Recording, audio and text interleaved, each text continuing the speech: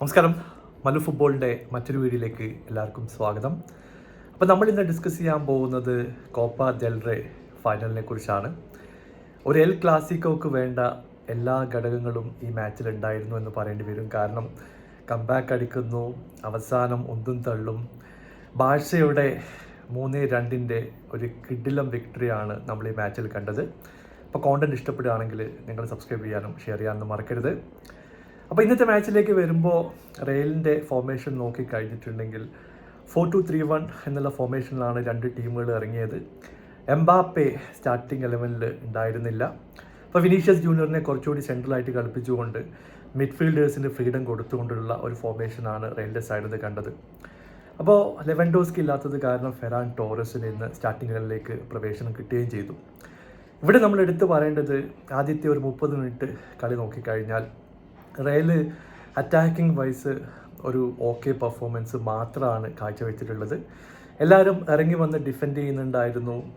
Position നോക്കിക്കഴിഞ്ഞിട്ടുണ്ടെങ്കിൽ അതിൻ്റെ ഭൂരിഭാഗവും control ചെയ്തത് ബാഴ്സലോണ തന്നെയാണ്. 1-2 ചാൻസുകളൊക്കെ അവർ ക്രിയേറ്റ് ചെയ്തു. പക്ഷേ ഡിഫെൻസീവ്ലി ആദ്യത്തെ 20-25 മിനിറ്റ് പിടിച്ചു നിൽക്കാൻ ശരിക്കും പറഞ്ഞാൽ റയലിന് കഴിഞ്ഞു എന്ന് പറയേണ്ടി വരും. അപ്പോഴാണ് ബ്രില്യൻ്റ് ആയിട്ടുള്ള ഒരു ഗോളുമായിട്ട് പെഡ്രോ വരുന്നത്.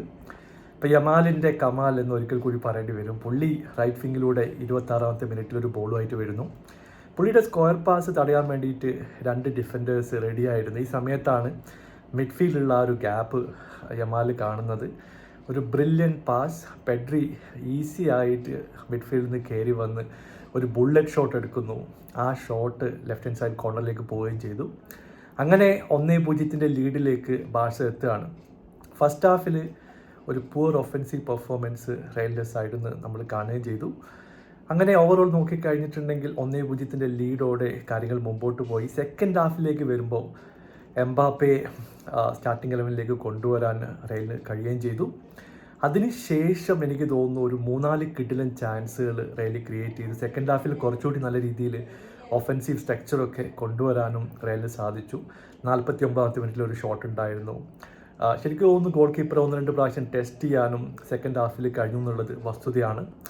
അങ്ങനെ കാര്യങ്ങൾ മുമ്പോട്ട് പോയി 1-0 ലീഡ് ശരിക്കും പറഞ്ഞാൽ ബാഴ്സയുടെ കയ്യിലുണ്ടായിരുന്നു. അപ്പോഴാണ് 2 ഫ്രീ കിക്ക് ചാൻസുകൾ റയലിനെ തേടി എത്തിയത്. എംബാപ്പെ പോസ്റ്റിന് തൊട്ടടുത്ത് നിന്ന് ഒരു ഫ്രീ കിക്ക് എടുക്കുന്നു. നല്ലൊരു ഫ്രീ കിക്കായിരുന്നു. ലെഫ്റ്റ് ഹാൻഡ് സൈഡ് കോർണറിലേക്ക് ആ ബോൾ പോയി. അങ്ങനെ 70-ാം മിനിറ്റിൽ 1-1 റയൽ കളിയിലേക്ക് തിരിച്ചെത്തി.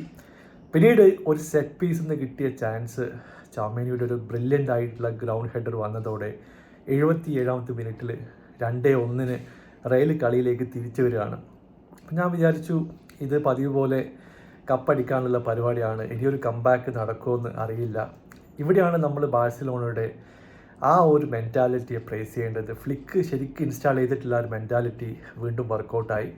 അവർ കണ്ടിന്യൂസ് ആയിട്ട് ട്രൈ ചെയ്യുന്നുണ്ടായിരുന്നു, ചാൻസുകൾ ക്രിയേറ്റ് ചെയ്യാൻ വേണ്ടി ശ്രമിക്കുന്നു. അങ്ങനെ ഫെറാൻ ടോറസിന് കളിയുടെ അവസാന ഘട്ടത്തിൽ ഒരു ലോങ് ബോൾ കിട്ടുന്നു. പുള്ളിയുടെ ഫസ്റ്റ് ടച്ചൊക്കെ ബ്രില്യൻ്റ് ആയിരുന്നു. ഒരു ടച്ച് എടുത്ത് മുമ്പോട്ട് പോകുന്ന സിറ്റുവേഷനിലാണ് കോട്ടുവ ഈ ബോൾ സേവ് ചെയ്യാനായിട്ട് മുമ്പോട്ട് വരുന്നു. കോട്ടുവയുടെ എറൗണ്ട് പോയിട്ട് ചെറിയൊരു ആംഗിളിൽ വളരെ ടൈറ്റ് ആയിട്ടുള്ളൊരു ബോൾ പോസ്റ്റിലേക്ക് എത്തിക്കാൻ വേണ്ടി ഫെറാൻ ടോറസിന് കഴിയുകയും ചെയ്തു. അങ്ങനെ ശരിക്കും പറഞ്ഞാൽ 2-2 ബാഴ്സ കളിയിലേക്ക് തിരിച്ചു വരികയാണ്. അതോടുകൂടി ശരിക്കും പറഞ്ഞാൽ എൽ ക്ലാസിക്കോ അറ്റ്മോസ്ഫിയർ തിരിച്ചു വന്നു എന്ന് പറയേണ്ടി വരും. കളി എക്സ്ട്രാ ടൈമിലേക്ക് പോയി. എക്സ്ട്രാ ടൈമിൽ വെച്ചിട്ട് 2 ടീമുകൾക്കും 1-2 ഹാഫ് ചാൻസുകളൊക്കെ കിട്ടിയിട്ടുണ്ടായിരുന്നു. അതിനുശേഷമാണ് കളിയുടെ അവസാന ഘട്ടത്തിൽ 115-ാമത്തെ മിനിറ്റിൽ ജൂൾ കുണ്ടയുടെ ഒരു ബ്രില്യൻ്റ് ആയിട്ടുള്ള ഗോൾ വരുന്നത്. അതോടുകൂടി കാര്യങ്ങൾ കൈവിട്ടുപോയി.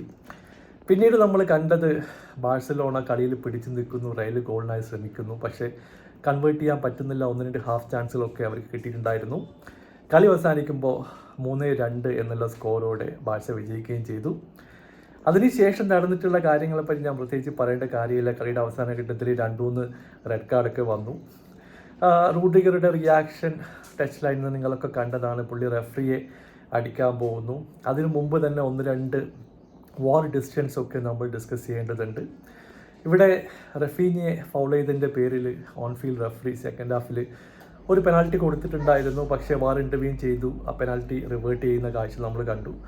പിന്നീട് റൂഡ്രിഗർ ഫെറാൻ ടോറസിനെ പോസ്റ്റിൽ വെച്ചിട്ട് ഫൗൾ ചെയ്ത് നമ്മൾ കണ്ടു. പക്ഷെ വാർ എന്തുകൊണ്ട് അത് ചെക്ക് ചെയ്തെന്നത് കാര്യം നമുക്കറിയില്ല. എന്നിരുന്നാലും റെഫറിയെ തല്ലാൻ പോകുന്ന സിറ്റുവേഷൻസ് ഒക്കെ പിന്നെ വന്നു. പ്ലേയേഴ്സിനെ പിടിച്ച് മാറ്റേണ്ട അവസ്ഥ വന്നു. അങ്ങനെ 3 റെഡ് കാർഡോട് കൂടിയാണ് എൽ ക്ലാസിക്കോ അവസാനിച്ചത്. എന്തായാലും ബ്രില്യൻ്റ് ആയിട്ടുള്ള ഒരു മത്സരമായിരുന്നു.